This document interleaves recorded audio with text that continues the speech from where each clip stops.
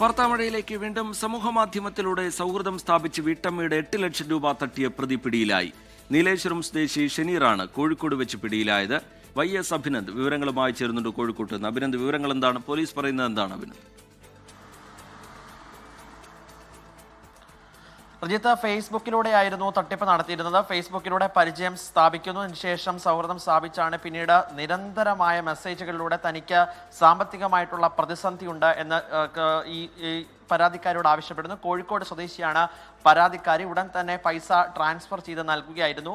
സ്വർണം പണയം വെച്ചിട്ടാണ് പണം സ്വരൂപിച്ചത്. അമ്മയുടെയും ഒപ്പം തന്നെ ഈ പരാതിക്കാരുടെയും 10 പവനോളം സ്വർണം സ്വരൂപിച്ചതിന് ശേഷം, സ്വർണം പണയം വെച്ചതിന് ശേഷം ആ പണമാണ് പിന്നീട് ഗൂഗിൾ പേയിലൂടെ ട്രാൻസ്ഫർ ചെയ്ത് നൽകിയത്. പിന്നീട് ഒരു തരത്തിലുള്ള ബന്ധത്തിനും തയ്യാറായില്ല. ഇവർ നിരന്തരം വാട്സപ്പിലൂടെയും കോളുകളിലൂടെയും ഒക്കെ തന്നെ ബന്ധപ്പെടാൻ ശ്രമിച്ചു. പക്ഷേ അത്തരത്തിൽ ഒരു തരത്തിലും പ്രതികരിക്കാൻ തയ്യാറാകാത്തതിനെ തുടർന്നാണ് പരാതിക്കാരി പിന്നീട് കോഴിക്കോട് മെഡിക്കൽ കോളേജ് പോലീസിൽ പരാതി നൽകിയത്.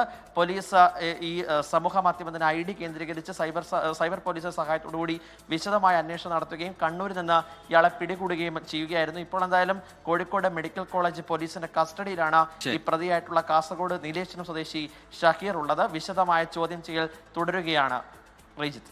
YS അഭിനന്ദ് കോഴിക്കോട്ട് നിന്ന് വിശദാംശങ്ങൾ പങ്കുവയ്ക്കുകയായിരുന്നു. ലോകത്തെവിടെയായാലും ഏത് സമയത്തും 24 വാർത്തകളും ഓഗ്മെന്റഡ് റിയാലിറ്റി പാക്കേജുകളും എക്സ്പ്ലെയിനറുകളും വിശദമായി കാണാൻ ഞങ്ങളുടെ YouTube ചാനൽ നിങ്ങൾക്ക് സബ്സ്ക്രൈബ് ചെയ്യാം.